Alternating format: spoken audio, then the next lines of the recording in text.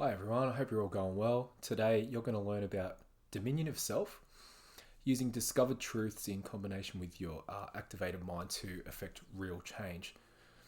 Firstly, by using the strategy on a personal level, and secondly, by assisting others on their path of self-growth. And look, I believe, and to be frank, I know that you need to help yourself before you can help others. Quickly, I've taken a personal interest in studying esoteric teachings for about 4 years now, including the origin of religions, various philosophies, and natural law topics. I've also undertaken research in visual imagery, symbology, and archetypes during my 18 months studying graphic design. So, Marcus Aurelius, the 16th Roman emperor, he stated, "The happiness of your life depends on the quality of your thoughts." And additionally, he goes on to say, "Therefore, guard accordingly and take care that you entertain no notions are unsuitable to virtue and reasonable nature." Thoughts are truly where it starts, and Hermetic teachings derived from ancient Egyptian and Greek philosophy state all is mind, and our thoughts form the foundation of what I want to talk about today, which is the sacred trinity. And the trinity, or the threefold path, refers to a broad range of spiritual frameworks which draw parallels to one another. And today I'm going to focus on the mystery school traditions, which contextualize thought, emotions, and actions in relationship to consciousness. Now, firstly, our thoughts generated on the plane of mind are esoterically defined as the creator God, or symbolically the Father. And then we go to the emotions, and these correspond with spirit and sacred feminine principles and can be seen symbolically as the Holy Spirit. And thirdly, our actions, which are bringing to life manifestation in the physical realm, and it's symbolized as the birth of the Son or the divine child. Okay, so therefore, we think, we feel, we act, and it sounds simple on paper, right?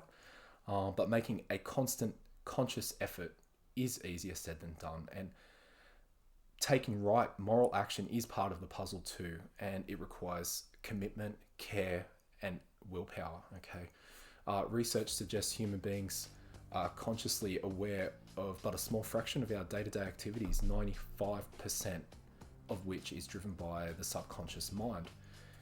And as a programmable species, we become somewhat automated and evidenced through patterns of routine and behavior. Being present is key. Now, the world is full of beauty, okay? And however, life does bring with it problems and challenges, and true freedom being our current major challenge we individually and collectively face. So using principles of the Trinity and understanding the dynamic can help us to own it, essentially. And firstly, I'm going to say, hey, I'm a long way from perfect, and all beings are. And I can be reactionary at times. My Achilles heel, for example, is when I fly off the handle due to my kids not exactly behaving like little angels. And yes, they're kids, I get it. However, in those split-second moments after some bright red nail polish maybe gets knocked over, or a teetering bowl of cereal flips its contents onto the carpet, I sometimes cry over spilt milk, and I tend to miss the thought process entirely, and that tends to just make the situation worse. And I understand I've got self-work required to do myself.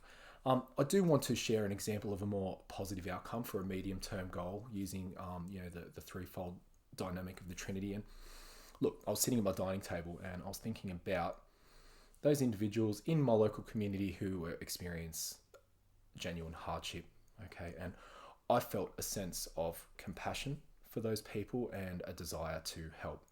So I researched local charities in my local area, made a phone inquiry to one of them. I made my way down to their warehouse. I completed an induction at their office, which covered some basics, house rules, covered the code of conduct, toured the facility, met with other volunteers, and so on.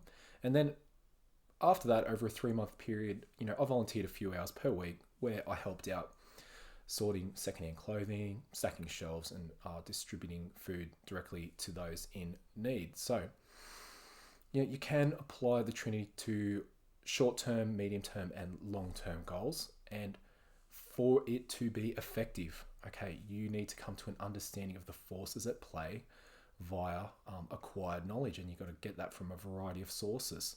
And this information needs to be vetted by you, okay? And then, do you care enough? Are your feelings clear on the matter, okay?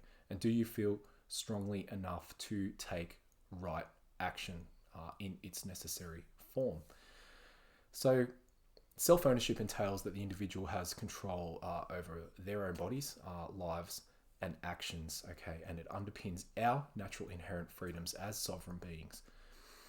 When you take ownership of your choices and your actions, you become consciously aware that the outcomes are tied to your decisions, and this imbues a sense of responsibility and, at the end of the day, empowerment. And ancient Chinese philosopher Lao Tzu stated, "Mastering others is strength, and mastering yourself is true power."